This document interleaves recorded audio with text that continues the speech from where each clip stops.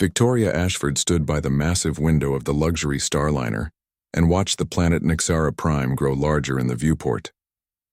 The world below sparkled with cities that stretched across continents and lights that never dimmed. She had traveled 3 weeks to reach this place, and carried with her the weight of representing humanity at the Galactic Council's Humanitarian Summit. Her reflection in the window showed a woman in her 50s with silver hair, pulled back in a neat bun, and wearing an expensive suit that cost more than most people earned in a year. She had built her fortune from nothing and created technologies that changed Earth forever, but out here among the stars she was just another human, and humans were considered barely worth noticing. The other passengers on the Starliner kept their distance from her.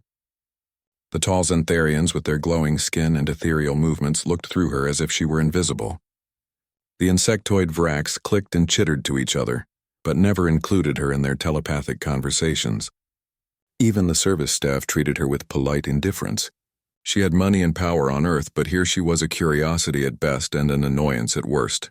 The galaxy had made it clear that humanity was a lower-tier species. They had no natural telepathy, and their technology was primitive, compared to races that had been traveling the stars for thousands of years. Victoria returned to her cabin and found something unusual waiting on her desk. It was a physical envelope made of actual paper. She picked it up with trembling hands because nobody used paper anymore. The Galactic Council had eliminated physical mail centuries before humans even learned to write. The envelope was cream-colored and slightly worn, as if it had traveled a long distance.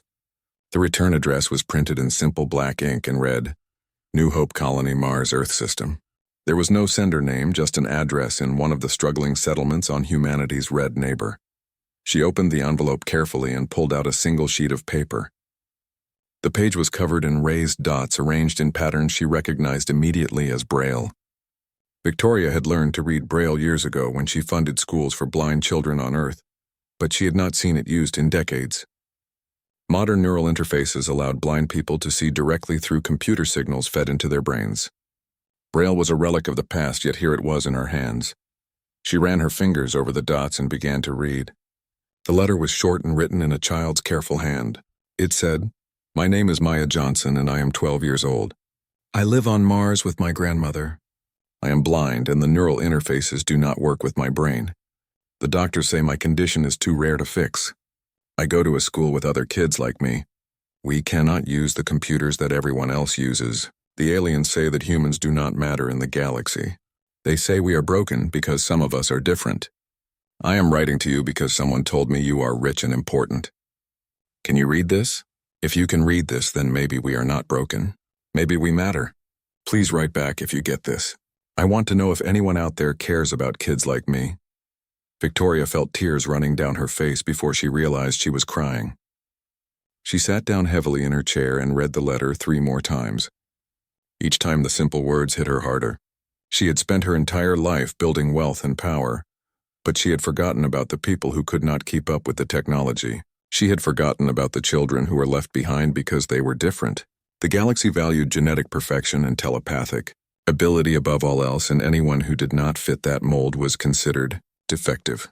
She thought about Maya, sitting on Mars and writing this letter by hand because she had no other way to communicate with the wider world. She thought about a 12-year-old girl asking if anyone cared whether she lived or died. The question in the letter was simple, but it carried the weight of millions of humans who had been deemed unworthy by galactic standards. Can you read this? It was not just asking if Victoria knew Braille. It was asking if she could see the humanity and people the rest of the galaxy ignored. Victoria stood up and walked to her communication terminal.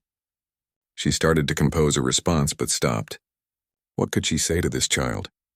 That everything would be fine? That the galaxy would change its mind about humans? She knew better. The Galactic Council had existed for 10,000 years, and its hierarchies were set in stone. Humans were newcomers, and weak newcomers at that. The elder races made the rules, and those rules said that genetic diversity was a flaw to be eliminated, not celebrated. She looked at the letter again and made a decision. She would not just write back to Maya. She would do something about the situation that created the need for this letter in the first place. Victoria had money and influence, and she had connections throughout human space. If the galaxy would not value people like Maya, then Victoria would force them to see what they were missing. The Starliner docked at Nexara Prime 3 hours later, and Victoria attended the reception that evening. The grand hall was filled with representatives from 100 species, all dressed in their finest garments, and all ignoring the few humans in attendance. Victoria moved through the crowd with the letter folded in her jacket pocket. She touched it occasionally to remind herself why she was there. A Xantharian diplomat made a speech about unity and cooperation, but his telepathic asides to his colleagues were filled with dismissive comments about the inferior species present. Victoria heard the translation through her earpiece and felt her anger growing. She found Nathan Price standing near the refreshment table, looking uncomfortable in his formal military uniform. Nathan was a commander in Earth's Space Navy and served as humanity's military liaison to the Council. He was a tall man with dark skin and tired eyes that had seen too much of galactic politics. Victoria approached him and without preamble asked him how many humans were being denied opportunities because they could not use neural interfaces. Nathan looked surprised by the question but answered honestly. He said millions of people were trapped in underserved colonies or denied access to education and jobs because the galactic standard technology did not work with their biology. The Council considered them defective and not worth accommodating. Victoria showed him the letter from Maya and watched his expression change from surprise to anger to sadness. He read it twice and handed it back with a shake of his head. He told her that this was just one letter, but there were thousands of children like Maya scattered across human colonies. They were the forgotten ones, the casualties of humanity's attempt to fit into a galaxy that did not want them, unless they could be made acceptable. Victoria asked Nathan what would happen if nothing changed. He told her about the Council's newest proposal called the Genetic Optimization Mandate. Within 3 generations, every species would be required to eliminate genetic disabilities through mandatory modification or face economic sanctions. For humans, it meant forced genetic changes or sterilization of anyone who did not meet Council standards. People like Maya would simply cease to exist. The proposal would be voted on within the year, and humanity did not have enough political power to stop it. Victoria folded the letter carefully and put it back in her pocket. She told Nathan that she was going to Mars. She needed to meet Maya Johnson and see with her own eyes what the galaxy wanted to erase. Nathan warned her that it was dangerous to get involved. The Council did not like troublemakers, and Victoria was already walking a fine line as a wealthy human who refused to stay in her place. Victoria smiled and said she had been breaking rules her entire life, and she was not about to stop now. The reception continued around them, but Victoria was already planning her next move. Somewhere on Mars, a blind girl was waiting for an answer to her letter, and Victoria intended to deliver that answer in person. Victoria spent the next 2 days researching everything she could find about the Galactic Council's policies on genetic diversity. What she discovered made her sick to her stomach. The Council had a long history of defining worth based on telepathic ability and genetic conformity. Species that valued individual differences were considered primitive and dangerous. Those that refused to adopt mandatory genetic standards were denied access to trade routes and technologies. Over thousands of years, the Council had shaped the galaxy into a place where everyone thought the same way, and anyone different was eliminated. The Xantharians were the architects of this system. They stood at the top of the Council hierarchy and had maintained their power for 6,000 years. They were tall beings who glowed with soft blue light and communicated primarily through telepathy. Their homeworld had been transformed into a paradise where disease and disability had been erased through generations of genetic engineering. To them, the very idea of someone being born blind or deaf was horrifying. It represented a failure of science and planning. They believed that any species advanced enough to join the Council should have eliminated such problems long ago. Victoria met with Nathan again in a secure conference room at the Human Embassy. He brought files and reports that painted an even darker picture than she had imagined. He showed her statistics on how many human colonies had been denied expansion permits because their populations included too many people with disabilities. He showed her communication logs where Council members openly discussed humanity as a failed experiment. One Xantharian official had written that humans were like children playing with toys they did not understand and should be supervised until they learned to properly manage their genetics. Nathan explained that the upcoming vote on the Genetic Optimization Mandate was not really about improvement. It was about control. The Xantharians wanted all species to be predictable and manageable. Telepathy allowed them to monitor thoughts and intentions. Genetic uniformity meant everyone would react the same way to situations. A galaxy full of identical minds was easier to rule than one where billions of individuals thought differently. Humans represented a threat because they stubbornly refused to eliminate their diversity. Earth still had people of every ability level, and humans valued that variety. Victoria asked Nathan why humanity did not simply refuse the mandate. He laughed bitterly and explained that refusal meant isolation. Human colonies depended on Council technology for basic survival. The terraform equipment on Mars came from Council suppliers. The faster-than-light engines on human ships were licensed from alien manufacturers. If the Council imposed sanctions, then human expansion would stop. Colonies would struggle to survive, and Earth would be cut off from the resources it needed. Humanity would be trapped in its own solar system until it agreed to comply. The reality of the situation settled over Victoria like a weight. The galaxy was not the place of wonder and opportunity that humanity had hoped for. It was a prison with rules designed to crush anything that did not fit the mold. Maya's letter suddenly made even more sense. The child had asked if anyone cared because she understood at 12 years old that the galaxy saw her as a mistake to be corrected. Victoria spent hours reviewing the Council's charter and legal framework. She looked for loopholes or precedents that might help humanity's case. What she found instead was a pattern of species being forced to change or disappear. The records went back thousands of years and showed countless civilizations that had been absorbed into the Council's vision of perfection. Their unique cultures and perspectives had been erased in the name of progress and unity. Nathan showed her one file that stood out from the rest. It was marked as restricted, but he had obtained it through military channels. The file detailed a species called the Silent Ones who had existed 3,000 years ago. They communicated through touch and written symbols instead of sound or telepathy. Their civilization had been built on mathematics and engineering, and they had created wonders that even the Council could not fully understand. But the Xantharians had declared them dangerous because they could not be monitored telepathically. A war had been fought and the Silent Ones had been wiped out. Their technology was seized and their contributions to galactic science were attributed to other species. Victoria read the file 3 times because she could not believe what she was seeing. The Council had committed genocide and covered it up. The official records called it a defensive war against an aggressive species, but the classified files told a different story. The Silent Ones had been peaceful but independent. They refused to join the telepathic networks and refused to modify their genetics, so they were eliminated and their very existence was nearly erased from history. She asked Nathan if anyone else knew about this. He said that some people in human intelligence had seen the files, but nothing could be done with the information. The Council controlled all major communication networks, and any attempt to expose the truth would be blocked. Besides, most species in the galaxy had been part of the Council system for so long that they could not imagine anything different. They had forgotten that diversity was ever valued. Victoria felt her resolve hardening. Maya's letter had opened her eyes, but this research showed her the true scale of the problem. The galaxy was not just ignoring people with disabilities, it was actively working to eliminate them. And humanity was next on the list unless someone found a way to change the system. She asked Nathan about the Nexus barrier. She had heard rumors of an energy field that surrounded a region of space and contained ancient technology. The Council had been trying to breach it for thousands of years without success. Nathan confirmed that the barrier existed and was considered one of the great unsolved mysteries of the galaxy. Every attempt to break through it had failed. The best scientific minds had studied it and concluded that it was simply impossible to penetrate with current technology.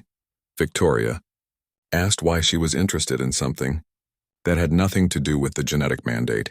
She did not answer directly, but instead asked if Nathan could get her access to the research data on the barrier. He looked confused but agreed to try. Victoria had an idea forming, but it was too early to share. She needed more information first. That evening, Victoria attended another council function and made a point of observing the alien delegates. She watched how they interacted and noticed that their conversations all followed similar patterns. The Xantharians would make a statement, and the other species would agree with minor variations. There was no real debate or disagreement. Everyone had been conditioned to think alike. Even the species that were not telepathic had learned to anticipate what the Xantharians wanted and give it to them. She spoke briefly with a Korath delegate named Vel Thorn, who seemed less rigid than the others. The Korath were reptilian beings with scales that changed color based on their emotions. Velthorn was a scientist who specialized in quantum physics. Victoria asked him about the Nexus barrier and he became animated. He said it was the greatest puzzle of his lifetime, and that he had spent decades trying to understand it. Every approach had failed because the barrier did not follow normal physical laws. It seemed to be designed to resist logical analysis. Victoria asked if anyone had considered that maybe the barrier required a different kind of thinking to solve. Velthorn looked at her strangely and asked what she meant. She said that perhaps the solution required perspectives that the Council had eliminated. He dismissed the idea and said that the best minds in the galaxy had worked on the problem. If they could not solve it, then it was unsolvable.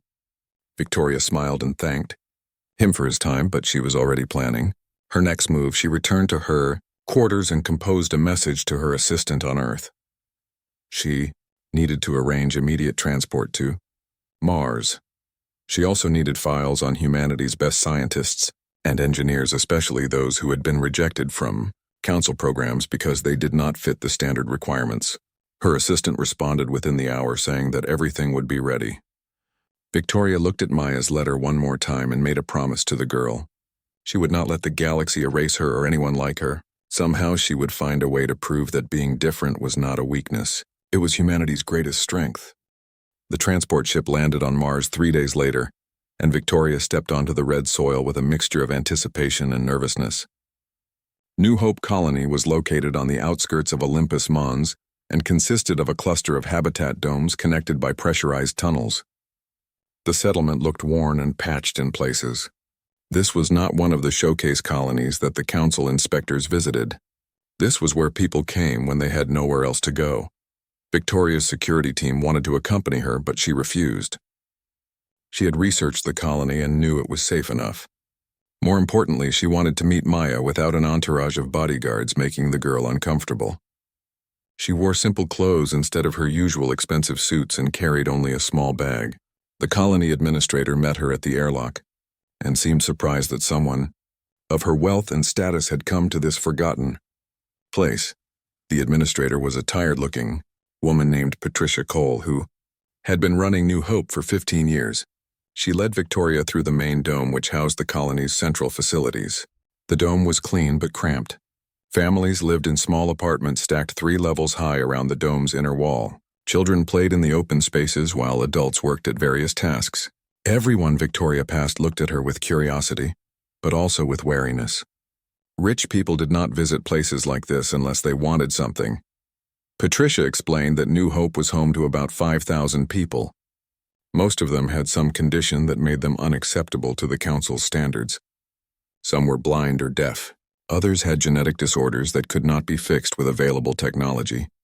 Still others simply could not afford the treatments that would make them normal. The colony survived by doing repair work and manufacturing that other settlements did not want to handle. It was not a glamorous life, but it was honest work. They reached a smaller dome on the edge of the settlement. Patricia said this was the school that Maya attended. Inside, Victoria found a group of about 40 children ranging in age from 6 to 16. Some were blind like Maya. Others were in wheelchairs or had limbs that did not work properly. A few had conditions that were not immediately visible, but affected how they learned or interacted with the world. They were all gathered in a large room working on various projects under the supervision of 3 teachers. Maya was sitting at a table with several other children, working on what appeared to be a mathematics problem. She had dark skin and short black hair with beads woven into small braids. She wore simple clothes and her fingers moved constantly across a braille tablet in front of her. Victoria watched her for a moment before Patricia called out to get the girl's attention. Maya lifted her head and smiled in the direction of the voice. Her eyes did not focus on anything, but her expression was bright and alert. Patricia introduced Victoria and explained who she was. Maya's smile grew wider and she stood up quickly. She asked if Victoria had really come all the way from Nexara Prime just to see her. Victoria confirmed that she had and asked if they could talk privately. Maya agreed eagerly and led Victoria to a quiet corner of the room. She moved through the space with confidence, using a combination of memory and a light touch on the furniture to guide her way. They sat down, at a small table, and Maya immediately asked if Victoria had been able to read her letter. Victoria said yes, and that the letter had moved her deeply. She thanked Maya for having the courage to reach out. Maya ducked her head shyly and said she had not known if anyone would care. Her grandmother had helped her find Victoria's address through public records, and they had spent weeks composing the letter to make sure every word was right. Victoria asked Maya about her life in the colony. The girl's face lit up as she talked. She explained that she had been born on Mars and had never been to Earth. Her parents had died in an accident when she was 4, and her grandmother Helen had raised her alone. The neural interfaces that most people use did not work with Maya's brain because of a rare genetic condition. Doctors had tried to fix it when she was younger, but the treatments had failed. So Maya had learned to live in a world designed for people who could see. She told Victoria about her school and how the teachers had created special tools to help students like her learn. They used audio recordings and tactile displays and hands-on experiments. Maya had learned mathematics by touching 3-dimensional shapes and understanding how they related to each other. She had learned languages by listening to native speakers and practicing pronunciation. She had even learned basic programming by using audio-based systems that translated code into sound patterns. Victoria was amazed by the girl's intelligence and adaptability. Maya spoke 4 languages fluently, including 2 alien dialects that she had taught herself by listening to broadcasts from council ships. She had memorized maps of the entire colony and could navigate it better than most sighted people. She had even developed her own system of echolocation by clicking her tongue and listening to how the sound bounced off objects. She demonstrated this by navigating across the room with her eyes closed and avoiding every obstacle perfectly. But beneath Maya's enthusiasm, Victoria sensed a deep sadness. The girl asked why the aliens thought humans were broken. She said her teachers told her that being different was not being wrong.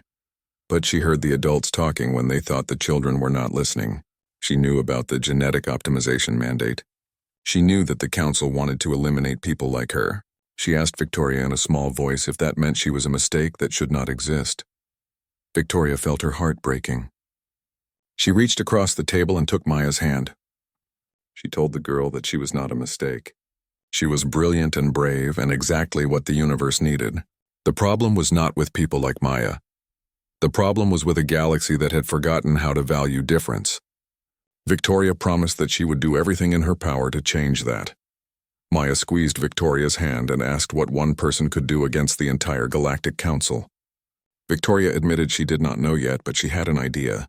She explained that she had been researching the Nexus barrier and learning about the Silent Ones.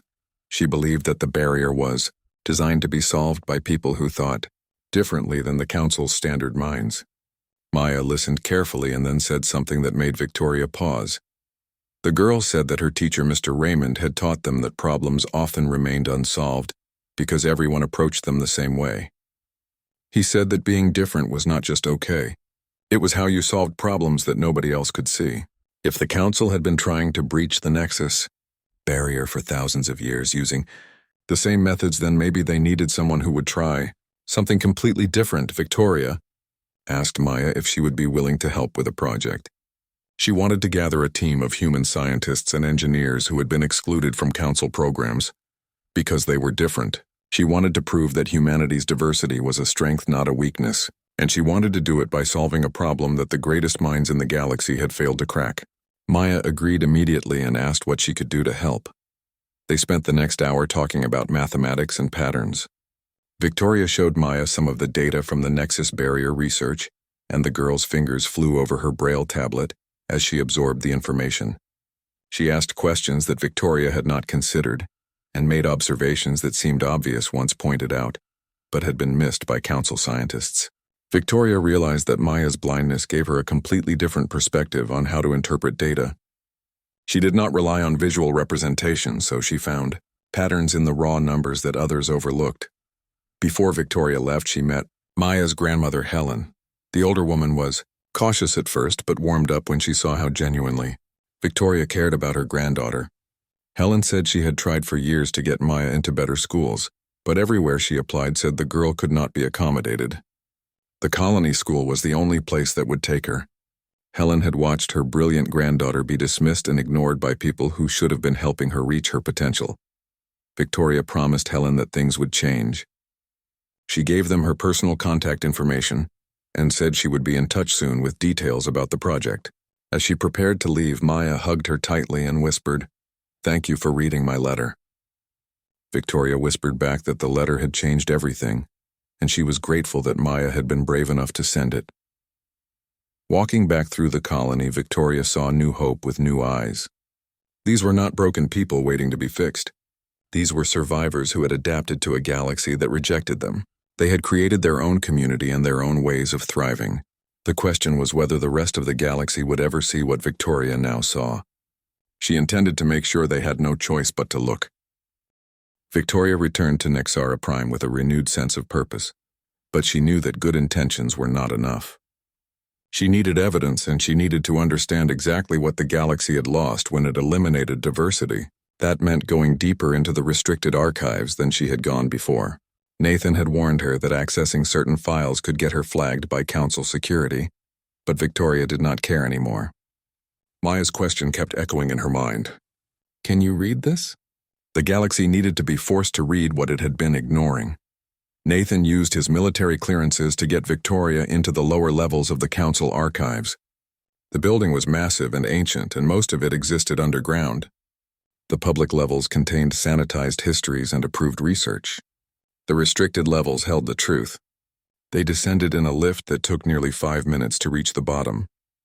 The doors opened onto corridors lined with data storage units that hummed with quiet power.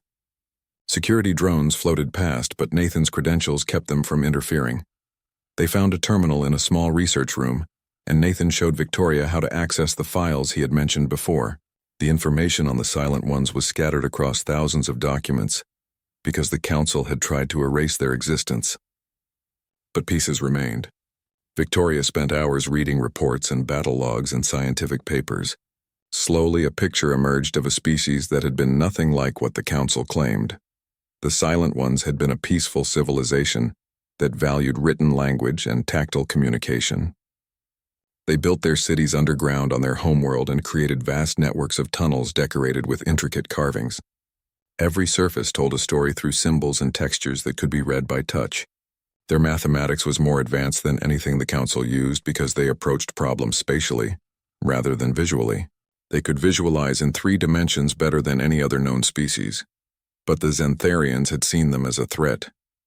The Silent Ones refused to adopt telepathy or join the Council's neural networks. They insisted that their way of communication was equally valid and should be respected. The Council had given them an ultimatum to change or be isolated. When the Silent Ones refused, war had been declared. The official story was that they attacked first, but the classified files showed otherwise. The Council had struck without warning and bombed the Silent One homeworld until nothing remained but ash. Victoria felt sick reading the accounts. The Silent Ones had not been warriors. They had been scholars and artists and engineers. Their entire civilization had been destroyed because they were different. And then their contributions to galactic science had been stolen and attributed to other species. Breakthroughs in quantum mechanics and energy field manipulation that came from Silent One research were now credited to Xantharian scientists. The galaxy had murdered an entire people and then pretended they never existed. But there was more. Victoria found references to Silent One technology that had never been recovered. Before their world was destroyed, they had built installations in deep space. These were research stations and libraries meant to preserve their knowledge. The Council had tried to find them all, but some remained hidden. The Nexus Barrier was mentioned in several reports as a possible Silent One construction. Council scientists had spent 2,000 years trying to breach it without success. Victoria pulled up all available data on the Nexus Barrier. The energy field surrounded a spherical region of space about 50 light-years across. Ships could not pass through it and sensors could not penetrate it. The energy readings were unlike anything else in known space. Council scientists had concluded that it was some kind of advanced defensive system, but they could not determine what it was defending or how to bypass it. Every attempt to break through had failed. Brute force did not work. Telepathic coordination did not work. Advanced mathematics and physics did not work. Nathan pointed out something interesting in the files. Early reports from when the barrier was first discovered mentioned that its energy patterns seemed to pulse in regular intervals. The patterns were complex but repeating. Several scientists had suggested that the pulses might be some kind of communication, but they could not decipher any meaning. Eventually, that line of research was abandoned in favor of trying to simply destroy the barrier. But what if those early scientists had been right? What if the barrier was trying to communicate and the council just could not understand the language? Victoria thought about Maya and how she read Braille by touch. She thought about the silent ones and their tactile communication systems. What if the barrier was not meant to be seen or heard but felt? What if the energy patterns were like Braille written in space itself, and you needed to interpret them in 3 dimensions instead of 2? It was a wild theory, but it made sense. The silent ones would have created defenses that only people like them could understand. That way, the council could never access their hidden knowledge. She asked Nathan if he could get her detailed sensor readings of the barrier's energy patterns. He said it would take time, but he could probably access the raw data. Victoria also needed to start assembling her team. She sent messages to contacts on Earth and Mars and other human colonies. She was looking for specific people. Danny Chen was a physicist who had been rejected from 3 council research programs because his deafness meant he could not participate in telepathic collaboration sessions. Lisa Martinez was a programmer with autism who saw code patterns that others missed but had been dismissed as difficult to work with. Kevin Wright was an engineer in a wheelchair who had revolutionized zero-gravity propulsion systems, but could not get funding because council investors did not want to back someone they considered defective. The responses came quickly. Danny was interested and said he had theories about the Nexus barrier that nobody would listen to.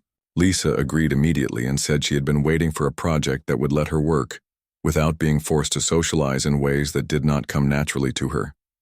Kevin was skeptical, but Victoria's reputation convinced him to at least hear her out. She also reached out to several other scientists and engineers who had been marginalized by the council's standards. Within a week, she had commitments from 20 people. When she added Maya to the list, she had a team. Victoria arranged to rent a research facility on a human space station called Gateway that orbited between Earth and Mars.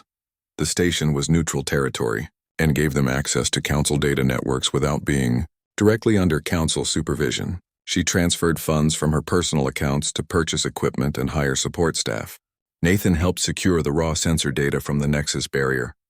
Everything was falling into place, but Victoria knew the real challenge was just beginning. Before she left Nexara Prime, she met with Velthorn one more time. The Korath scientist had been friendly during their previous conversation, and Victoria wanted to test an idea. She asked him hypothetically what he would do if he discovered that the council had deliberately suppressed scientific knowledge. Velthorn looked uncomfortable and said that the council acted in the best interests of all species. But his scales flickered with colors that indicated doubt. Victoria pressed further and mentioned that some of the greatest advances in galactic science came from species that no longer existed. Velthorn admitted that he had sometimes wondered about gaps in the historical record. There were breakthroughs that seemed to appear suddenly with no clear line of development. Victoria took a risk and told him about the silent ones. She showed him some of the documents she had copied from the archives. Velthorn's eyes widened as he read, and his scales shifted through a rainbow of colors indicating shock and anger. He asked why she was telling him this. Victoria said because she needed allies. She was going to prove that the council's obsession with conformity had made them blind to solutions that were right in front of them. And when she did, she wanted at least one council member who might be willing to listen. Velthorn was silent for a long time. Then he said that his own people had once been more diverse. Korath used to come in many different colors and sizes with varying abilities, but over centuries of council membership they had been pushed toward genetic uniformity. Now all Korath looked essentially the same, and their culture had become stagnant. Nothing new had been created in 500 years. He had always attributed it to their civilization maturing, but maybe the real reason was that they had eliminated the very diversity that drove innovation. He agreed to help Victoria, but warned her to be careful. The Xantharians did not tolerate challenges to their authority. If she succeeded in breaching the Nexus barrier and proving that different perspectives had value, it would undermine thousands of years of council policy. There would be consequences. Victoria said she understood the risks, but she had made a promise to a 12-year-old girl, and she intended to keep it. Velthorn smiled and said that alone made her more honorable than most council members he knew. Victoria left Nexara Prime and headed for Gateway Station. Her team was gathering and the real work was about to begin. She had files full of data and theories that needed testing. She had brilliant minds that the galaxy had rejected, and she had a question that needed answering. Gateway Station floated in the darkness between Earth and Mars like a small city built from metal and glass. Victoria had rented the entire research wing, which gave her team privacy and security. The facility had laboratories and workstations and living quarters for everyone involved. Over the course of 2 weeks, her team assembled from various human colonies. They arrived one by one, carrying their expertise and their frustrations with a galaxy that had told them they were not good enough. Danny Chen arrived first. He was a thin man in his 30s with intelligent eyes and hands that moved constantly as he spoke in sign language. His interpreter accompanied him, but Danny also used text displays to communicate with people who did not know sign. He told Victoria that he had been fascinated by the Nexus barrier for years. As a deaf physicist, he was used to analyzing the world through vibration and pattern rather than sound. He believed the barrier's energy pulses were a form of communication, but nobody at the council facilities would listen to his theories because he could not participate in their telepathic research sessions. Lisa Martinez came next. She was a quiet woman who avoided eye contact and spoke in short, precise sentences. Her autism made social situations exhausting. But when she sat down at a computer terminal, she transformed.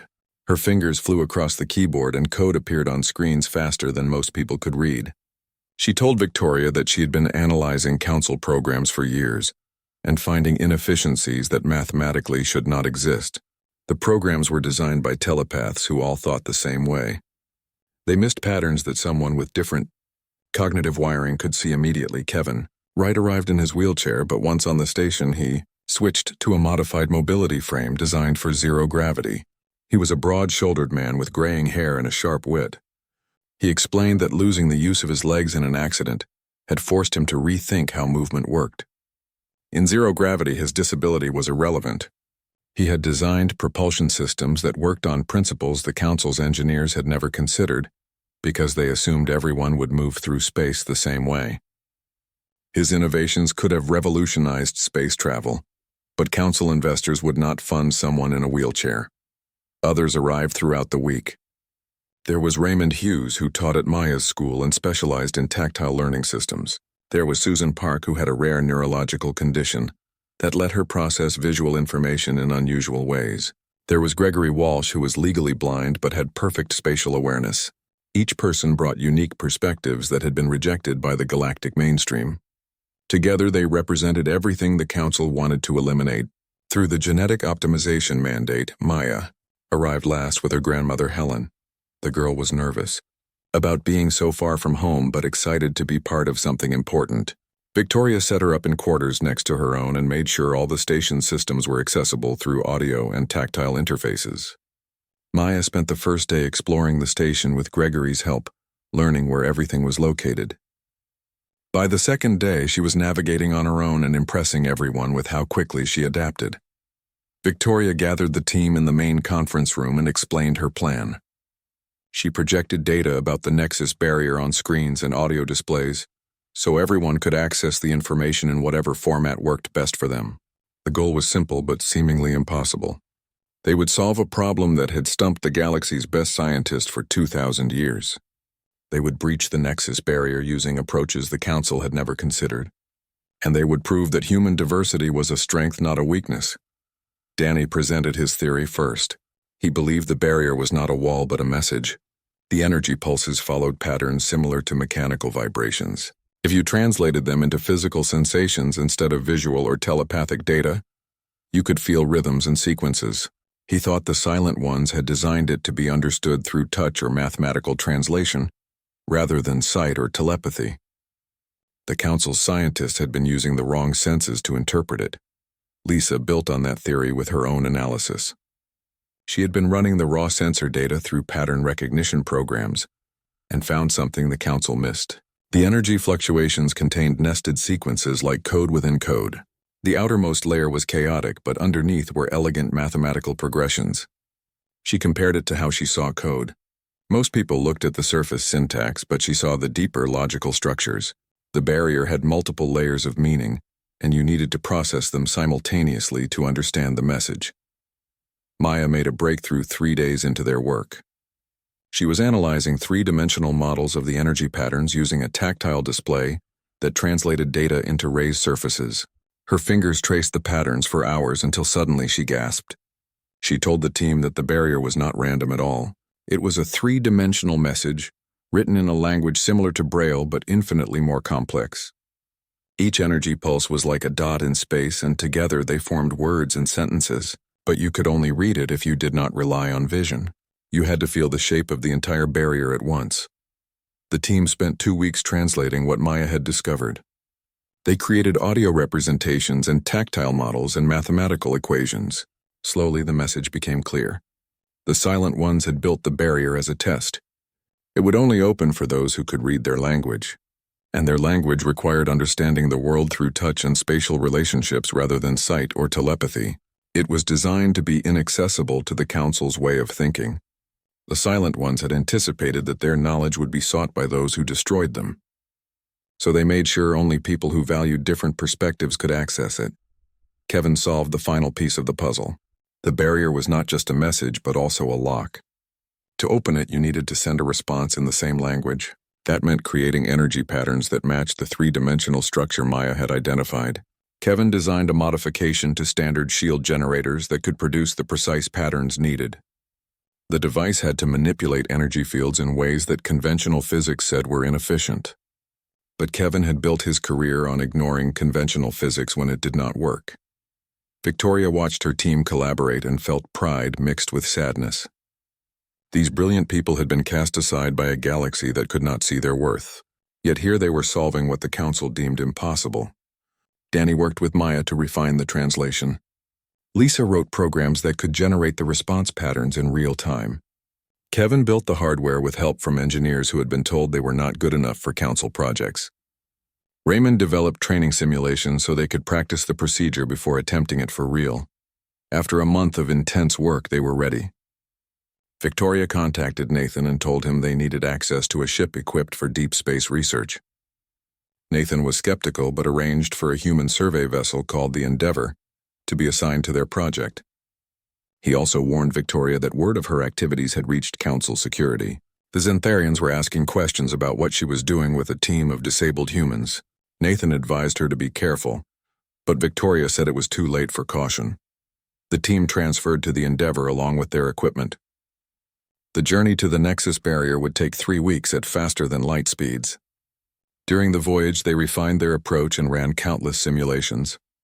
Maya spent hours teaching the crew how to interpret the barrier's language through tactile displays. Even the ship's captain, who was initially doubtful, became fascinated by what they were attempting. Victoria knew that this was more than a scientific experiment. If they succeeded, it would prove that the Council's assumptions about genetic perfection were wrong. It would show that diversity led to breakthroughs that conformity could never achieve, and it would give humanity leverage in the fight against the genetic optimization mandate. But if they failed, the consequences would be severe. Victoria would be discredited, and the team would be used as proof that humans with disabilities were indeed defective. As the Endeavor approached the Nexus barrier, the team gathered on the bridge. The barrier appeared on view screens as a shimmering wall of energy that stretched as far as sensors could detect. It was beautiful and intimidating. Thousands of ships had tried to breach it and all had failed. Now a crew of humans that the galaxy considered broken would make the attempt. Danny monitored energy readings through vibration sensors he had installed on his console. Lisa's screens filled with code as she coordinated the response patterns. Kevin managed the modified shield generators, making adjustments in real time. Maya sat at a special station with tactile displays, showing the barrier's three-dimensional structure. Her fingers moved across the surfaces, reading the message that only she could fully comprehend. Victoria gave the order to begin. The Endeavor's generators came to life, creating energy patterns that matched the barrier's language. Maya called out instructions based on what she was reading. Danny and Lisa made adjustments. Kevin fine-tuned the hardware. The Endeavor passed through the opening in the Nexus barrier and entered a region of space that no living being had seen in 3,000 years. What they found took Victoria's breath away. Floating in the darkness were structures unlike anything in modern galactic civilization. Silent One stations hung in perfect geometric arrangements connected by energy bridges that pulsed with soft light. At the center was a massive installation, shaped like a sphere covered in intricate carvings that could be felt even through sensor readings. It was a library. The Silent Ones had preserved their entire civilization's knowledge here, protected by a barrier that only those who thought like them could breach. Victoria immediately contacted Nathan with the news. She transmitted images and data from inside the barrier. Nathan was stunned and said she needed to present this to the Galactic Council immediately. This was not just a scientific breakthrough. It was proof that the Council's policies had cost the galaxy thousands of years of potential advancement. Victoria agreed and requested an emergency session of the Council. Nathan said he would arrange it but warned that the Xantharians would not accept this easily. They had built their power on the idea that their way was the only right way. This discovery threatened everything they stood for. The team spent 3 days documenting what they found inside the barrier. The Silent One library contained technologies that made current Council science look primitive. There were energy systems that operated at efficiencies thought impossible. There were mathematical frameworks that solved problems considered unsolvable. There were medical advances that could have saved billions of lives. All of it had been locked away for millennia because the Council had eliminated the kind of thinking needed to access it. Maya explored the library through tactile interfaces built into the station itself. She said it was like reading the greatest book ever written, and every page revealed new wonders. Victoria prepared her presentation carefully. She knew she would have one chance to convince the Council. She needed to show not just what her team had accomplished, but why it mattered. She practiced her speech and gathered evidence. Danny prepared technical data, showing how his theories about vibration analysis led to the breakthrough. Lisa created visualizations of the code patterns she had discovered. Kevin built a model demonstrating the energy field manipulation required to open the barrier. Maya wrote a simple explanation of how she had read the three-dimensional message. Each piece built toward a single conclusion. Diversity was not a weakness to be eliminated, but a strength to be celebrated. The Emergency Council session was scheduled for 2 weeks later on Nexara Prime. Victoria and her team returned to the Council's capital world, and the news of their achievements spread quickly. Some species were excited and wanted to learn more. Others were suspicious and questioned whether humans had really breached the barrier or if it was some kind of trick. The Xantharians remained ominously silent. Zor Enthal, the High Chancellor, issued a brief statement saying the Council would review the evidence and make a determination. The day of the presentation arrived and Victoria walked into the Council chamber with her team. The massive room was designed to intimidate. It was circular with tiers of seats rising up around a central platform. Representatives from hundreds of species filled the seats, all of them, watching the humans with varying degrees of interest and skepticism. The Xantharians occupied the highest tier, glowing with cold blue light. Zorenthal sat in the center, flanked by his advisors. His expression was unreadable, but his posture radiated disapproval. Victoria stepped onto the central platform, and her team arranged themselves around her.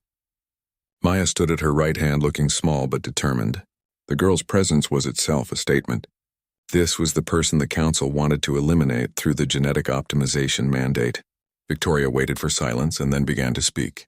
She explained that humanity had been given a choice: accept genetic modification and eliminate people like Maya, or face isolation and sanctions. But before making that choice, she wanted to show the Council what they would lose.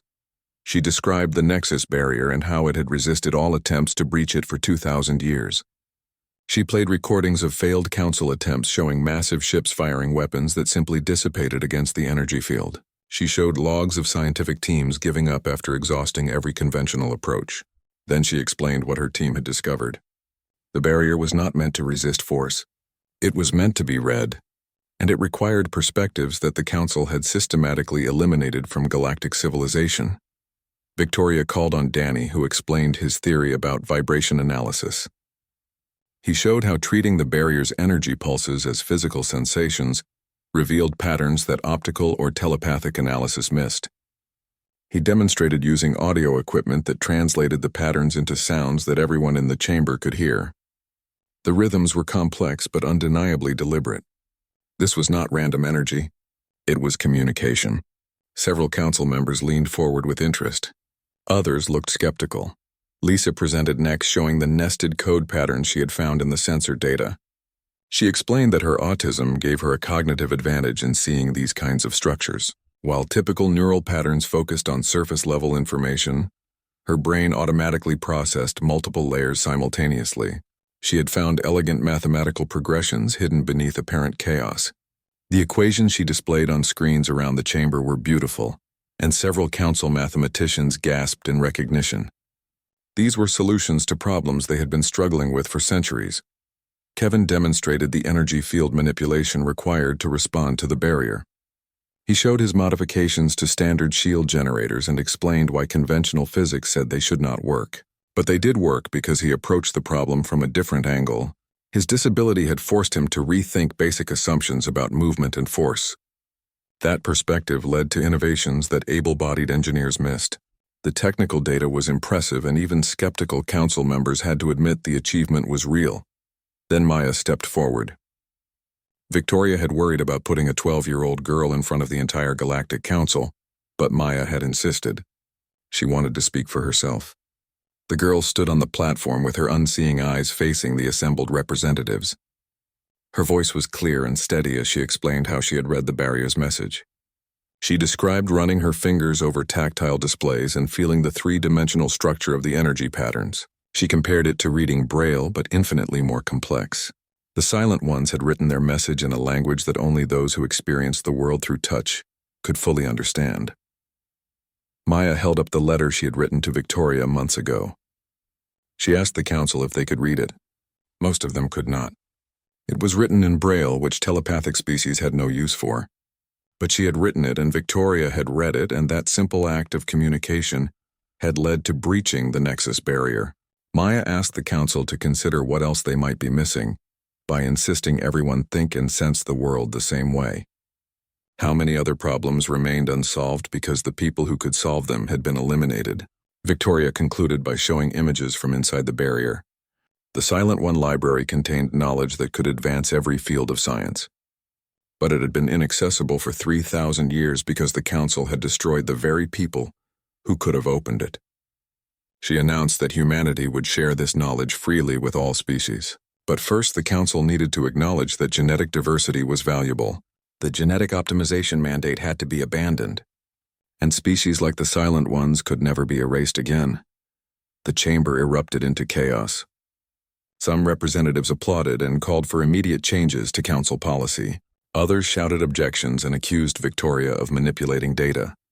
The Xantharians remained silent on their high tier, watching with cold eyes. Finally, Zorenthal raised his hand and the chamber quieted. His voice carried a telepathic weight that made even humans feel pressure in their minds. He said that the council would need to verify these claims. He suggested that the humans had used some kind of deception or had simply been lucky. The barrier might have failed on its own after so many years. Victoria kept her composure and offered to demonstrate the process again. She said the council could send observers to the barrier and watch her team breach it a second time. She also invited council scientists to examine the Silent One library and verify that everything she claimed was true, but she warned that time was short. The vote on the genetic optimization mandate was scheduled for next month. If the council forced humanity to eliminate people like Maya, then breakthroughs like this would become impossible. The galaxy would stagnate further, locked into ways of thinking that had already failed. Zorenthal dismissed the offer and said the council would make its own investigation. He declared the session over and the representatives began filing out. But Victoria noticed something important. Many council members approached her team privately, expressing interest and support. Felthorn, the Karath scientist she had befriended, embraced. Nathan led Victoria and her core team to a secure room in the human embassy. Once inside, he activated jamming equipment that would prevent telepathic eavesdropping. His expression was grim as he explained the situation.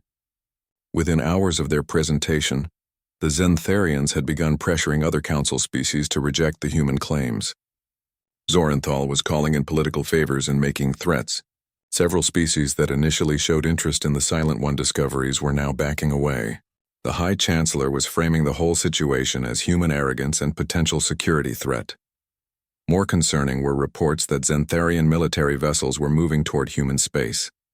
The official explanation was routine patrol repositioning, but Nathan's intelligence sources said otherwise.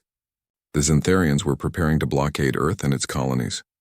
If the council voted to impose the genetic optimization mandate and humanity refused to comply, then the blockade would be enforced. Human settlements would be cut off from supplies and trade. Mars colonies like New Hope would struggle to survive. It was economic warfare designed to force humanity into submission. Victoria felt anger rising in her chest. They had made a genuine breakthrough and shared it with the galaxy. The response from the Xantharians was threats and intimidation. She asked Nathan what humanity's options were. He said militarily humans could not win a fight against the Council. Earth's fleets were small and designed for system defense, not galactic war. Diplomatically, humanity had few allies. Most species were too afraid of the Xantharians to openly support human resistance. The best option might be to negotiate some kind of compromise that allowed humans to keep their diversity, while appearing to comply with Council demands. Maya spoke up from her seat in the corner.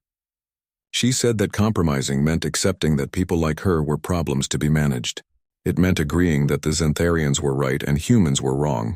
She asked Victoria if all their work was just meant to get humans a slightly better deal, or if they truly believed diversity was worth fighting for. The girl's words cut through the political calculations and brought everyone back to the core issue. This was not about survival strategies. This was about fundamental principles. Victoria made a decision. She would not compromise and she would not back down. The Xantharians wanted to intimidate humanity into silence, but that strategy only worked if humans were alone. She needed to build a coalition of species that were tired of Council tyranny. Nathan warned that it was dangerous, but Victoria said they had already crossed that line.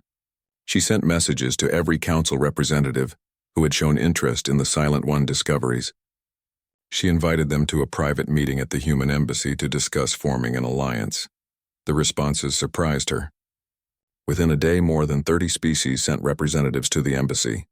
Some came openly while others arrived in secret. They gathered in a large conference hall that Victoria had prepared for the occasion. The representatives came from all over the galaxy. There were Korath and Vrax and species Victoria had never heard of. They all shared a common frustration with the way the Council operated. The Xantharians had ruled for thousands of years and their policies had made the galaxy stagnant and oppressive. Velthorn spoke first, representing the Korath. He explained that his people had once been the galaxy's greatest artists and philosophers. But 500 years of genetic optimization had eliminated the diversity that fueled Korath creativity. Now they produced nothing new. Their culture was dying and the Council called it maturity. Velthorn said the Silent One discoveries proved what the Korath had lost. His people wanted to reclaim their diversity before it was too late. He pledged Korath support for any alliance that would challenge the genetic optimization mandate. A Vrax representative named Crix Tal spoke next. The Vrax were insectoid beings who communicated through chemical signals and vibrations. They had always been uncomfortable with the Council's emphasis on telepathy, which their species could not use. The Vrax had been pressured for generations to modify themselves to enable telepathic communication. Those who refused were denied positions of authority in Vrax society. Crix Tal said the Vrax were tired of being told their natural communication methods were inferior.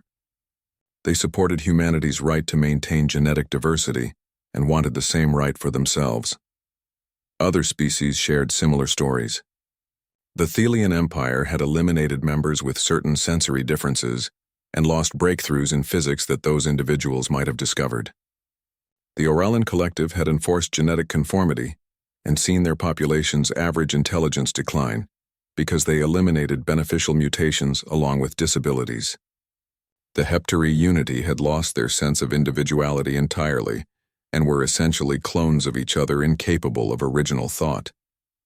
Every species had paid a price for conforming to Xantharian standards. Victoria listened to each story and felt her resolve strengthening. These were not weak species looking for human protection. These were civilizations that had been damaged by Council policies and wanted change. She proposed forming a formal alliance dedicated to protecting genetic and cultural diversity. The alliance would oppose the genetic optimization mandate and push for Council reforms. Members would support each other against Xantharian pressure. It would be dangerous, but the alternative was watching the galaxy become completely homogenized. The vote was unanimous. 32 species formed the Alliance for Diversity with Humanity as a founding member. Velthorn was elected as the alliance's first spokesperson. due to his status and diplomatic skills. Victoria would serve as the human representative and coordinator. They drafted a declaration stating their principles and demanding that the genetic optimization mandate be withdrawn. The declaration would be presented at the next full council session in 2 weeks. But the Xantharians did not wait for formal proceedings. 3 days after the alliance formed, Zor-Enthal issued a statement condemning it as a conspiracy against galactic unity. He accused the member species of being manipulated by human propaganda. He announced that the vote on the genetic optimization mandate would be moved up and held within the week. Any species that did not comply would face immediate sanctions. The message was clear. The Xantharians were forcing a confrontation before the Alliance could organize resistance. The Alliance scrambled to respond. Representatives met constantly, refining their arguments and coordinating strategies. Velthorn proposed that they conduct a second demonstration of breaching the Nexus barrier. This time it would be broadcast live to every planet in Council space. Let the galaxy see with their own eyes what diverse perspectives could accomplish. Victoria agreed and her team began preparations. They would return to the barrier and open it again while the whole galaxy watched. Nathan brought more troubling news. The Xantharian fleet movements were accelerating. Ships were taking up positions around key human colonies, including Mars. The blockade was not official yet, but it could be activated at any moment. Nathan had orders from Earth's government to evacuate Victoria and her team if the situation became too dangerous. Victoria refused to leave. If they ran now, everything they had worked for would be wasted. Besides, Maya and the others deserved to see this through regardless of the personal risk. Maya spent her time writing another letter. She was preparing a message to children across the galaxy, explaining what the Alliance was fighting for. She wanted young people to understand that being different was not something to be ashamed of or corrected. It was part of what made life interesting and beautiful. Helen worried about her granddaughter being at the center of such a dangerous situation, but Maya insisted she belonged here. This was about her future and the future of everyone like her. The day before the council vote, Victoria received an unexpected visitor. A Xantharian official arrived at the embassy requesting a private meeting. Victoria was suspicious but agreed to meet in Nathan's secure room. The official was a young Xantharian named Lorventh, who served on Zor-Enthal's advisory council. He looked nervous and his glow flickered uncertainly. He told Victoria that not all Xantharians agreed with the High Chancellor's policies. There were some who remembered the old days before genetic optimization, when their species had been more diverse and creative. They had been forced to conform like everyone else. Lorventh explained that he had seen the Silent One discoveries and been amazed. His own research into ancient Xantharian history revealed that his people had once included individuals who communicated through light patterns instead of telepathy. Those individuals had been incredible artists and innovators, but they had been eliminated centuries ago in the name of telepathic purity. Lorventh wanted to know if there was any way to reverse the damage. Could genetic diversity be restored, or was it lost forever? Victoria did not have a simple answer. Some changes might be reversible through careful genetic engineering, but it would take generations to restore true diversity. The bigger question was whether the Xantharians as a culture were willing to give up the control that uniformity provided. Lorventh admitted that most of his people were not ready for that conversation. They had been raised to believe that telepathic conformity was the highest achievement of civilization. The Endeavor returned to the Nexus barrier, accompanied by ships from 12 Alliance species. They positioned themselves in formation with cameras and sensors pointed at the energy field. Meanwhile, on Nexara Prime and 1,000 other worlds across the galaxy, people gathered to watch the live broadcast. Victoria had used her wealth to purchase airtime on every major network. The Xantharians tried to block the transmission, but Alliance technical experts found ways around the jamming. Within hours, billions of beings were tuned in to see what would happen. Victoria stood on the Endeavor's bridge and looked at her team. Danny was at his station monitoring vibration sensors. Lisa had her screens filled with code ready to coordinate the response patterns. Kevin managed the modified shield generators, making final adjustments. Maya sat at her tactile display with her fingers resting lightly on the surface. Helen stood behind her granddaughter with one hand on the girl's shoulder, offering silent support. This moment would determine not just their futures, but the future of diversity in the galaxy. The broadcast began with Maya reading her letter aloud. Her young voice carried across space to countless worlds. She spoke in simple words about being a blind girl who wanted to know if she mattered. She talked about the school on Mars where children's society rejected Learn to Thrive. She explained how Victoria had taken the time to read her letter, and how that one act of caring had led to everything that followed. She asked the galaxy the same question she had asked Victoria months ago. Can you read this? Can you see value in people who are different? Or will you eliminate everyone who does not fit the standard mold? Then the team demonstrated breaching the barrier. The cameras captured every moment as they transmitted their carefully crafted energy patterns into the field. Danny called out readings. Lisa adjusted the code sequences. Kevin fine-tuned the hardware. Maya read the three-dimensional structure and guided their response. The barrier began to open exactly as it had before. The passage formed and the Endeavor moved through, followed by the Alliance ships. The cameras showed the Silent One library floating in space unchanged, for 3,000 years waiting for minds. Diverse enough to find it, Victoria narrated the broadcast, explaining what they were seeing and why it mattered. She told the story of the Silent Ones and how they had been destroyed for being different.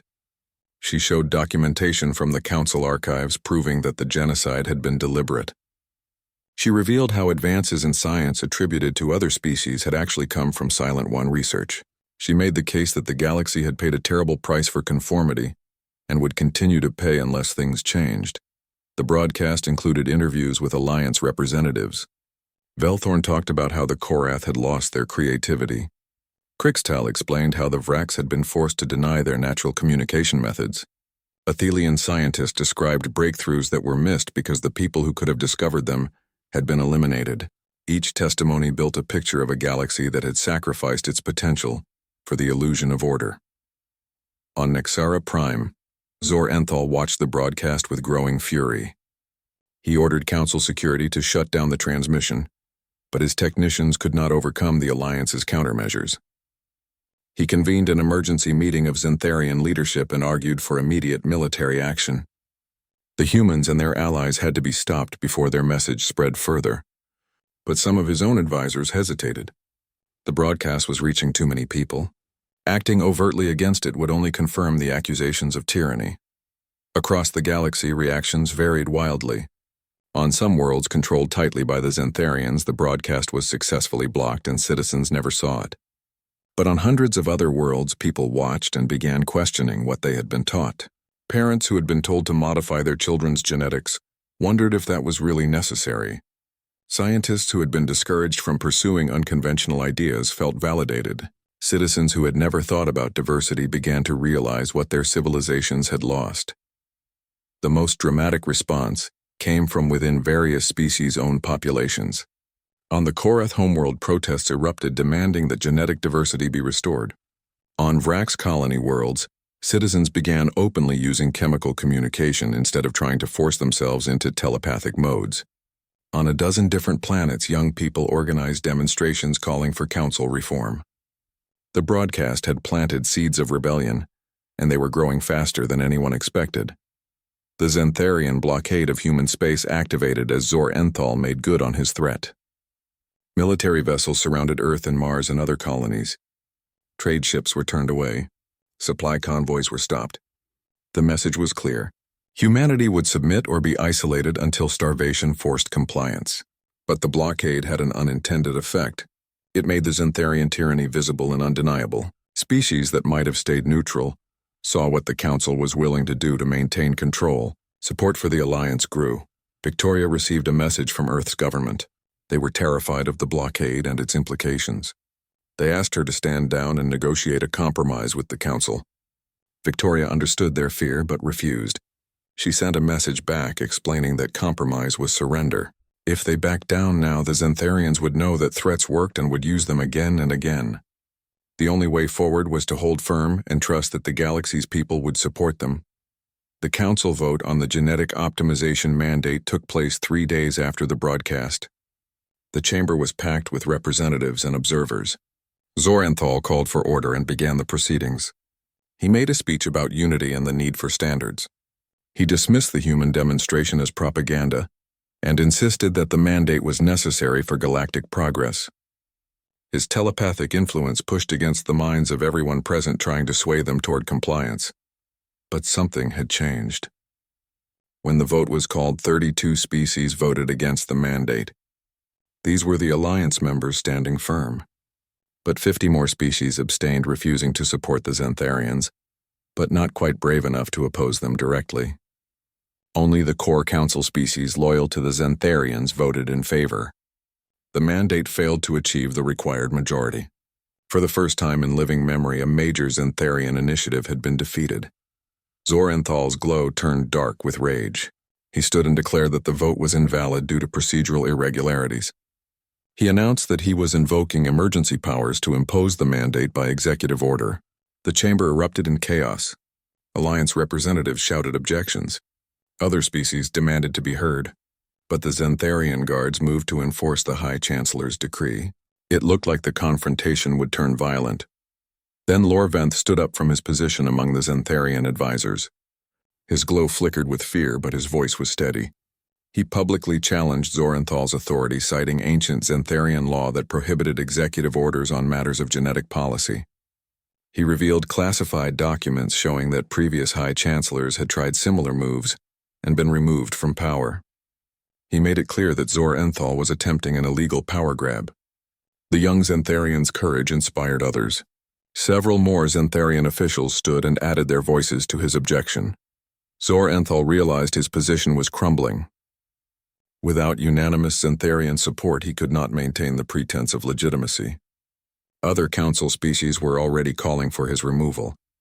The Alliance had not just defeated the mandate. They had broken the Xantharian monopoly on power. The High Chancellor withdrew his emergency decree and resigned from his position. The chamber fell silent in shock. The unthinkable had happened. The Xantharian grip on the council had been broken.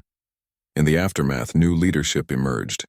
Lorventh was appointed interim High Chancellor, with a mandate to reform council policies. Velthorn became the head of a committee tasked with reviewing all genetic mandates and restrictions. The Alliance for Diversity was officially recognized as a legitimate coalition within